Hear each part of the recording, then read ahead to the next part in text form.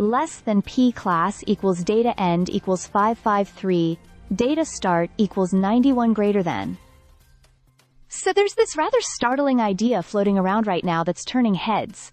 Something that draws a straight line from post-World War II Berlin to the ongoing Russia-Ukraine war. General Keith Kellogg, who's serving as Donald Trump's envoy to Ukraine, suggested that maybe the way forward in ending the war is to split Ukraine into zones of control. Yeah, you heard that right, zones. Much like how Berlin was divided among Allied forces back in the day. Less than P class equals data end equals 914 data start equals 555 greater than. Kellogg mentioned this in an interview with less than M data end equals 610 data start equals 599 greater than the Times, proposing that after a potential ceasefire, Ukraine could be divided with British and French troops stationed in the west, Russian forces in the east, and a demilitarized zone in the middle, maintained by Ukrainian troops.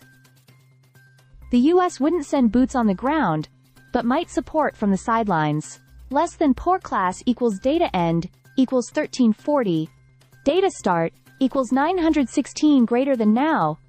Kellogg later clarified on social media that he, less than M data end equals 977 data start equals 969 greater than, wasn't actually pushing for Ukraine to be partitioned. He said his comments were about zones of less than M data end equals 1085 data start equals 1069 greater than responsibility for Allied forces, not a hard split of Ukrainian territory.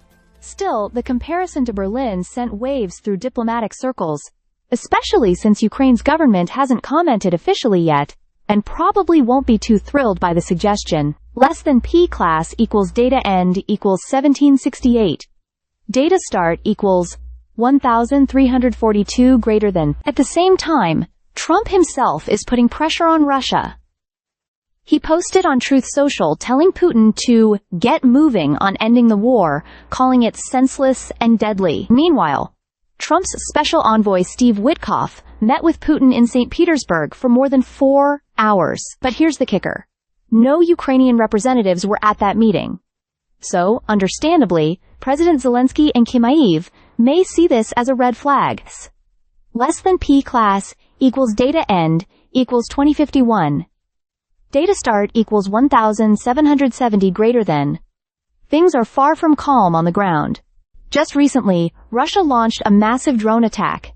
88 drones in one night. Ukraine shot down over half, and redirected several more using electronic warfare. But the attacks caused injuries and damage across Kyiv, Kharkiv, and other areas. Less than P class equals data end equals 2256 data start equals 2053 greater than.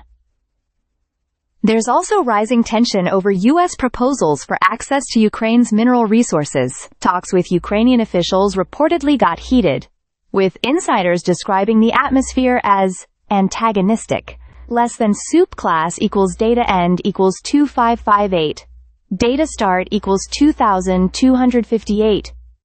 Greater than. Zelensky, on his part, is asking for more Patriot missile systems and air defense support, even saying Ukraine is willing to buy additional systems outright. He also emphasized Ukraine's intent to hold democratic elections, despite the impossibility of doing so under martial law and ongoing attacks. Less than P class equals data end equals 293, 2 data start equals 2560 greater than. The whole situation is incredibly complex and emotionally charged. This Berlin model idea, whether misinterpreted or not, highlights the desperation and diplomatic chaos surrounding this war. But it also raises serious questions. Can peace be achieved without compromising sovereignty? And who actually gets a seat at the table when decisions about Ukraine are being made? Less than P class equals data end equals 3014, data start equals 2934 greater than.